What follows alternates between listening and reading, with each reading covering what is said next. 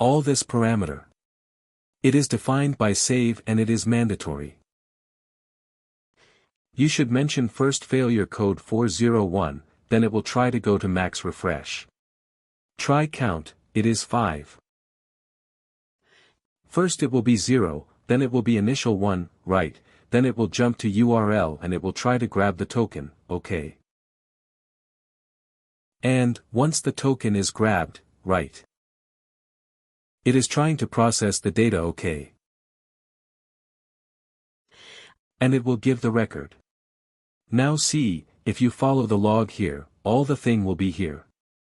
OK, no need to bother. You can see all the value here, OK. So basically see custom properties, UNILC. If you remember I created right. It is trying to bring that user, all the user, OK. And it is account ID.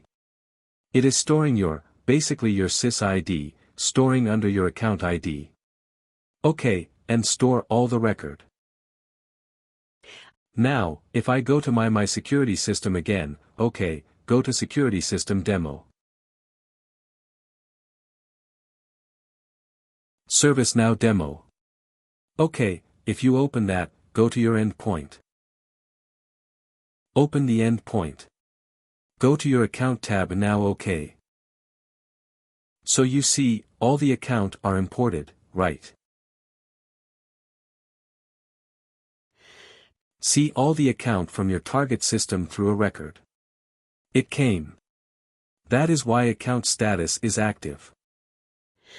If you manually create any account from service, say BN2 service, now it will be manually provisioned. That means you have manual. So now all the account. What does it present? 621 account it came may be. Some of the account are restricted from your ServiceNow side like your service account. Right service account will not be imported to a servant. So now it has imported all the account from your service. Now you see here, right. So this is how right the import account happened to your ServiceNow.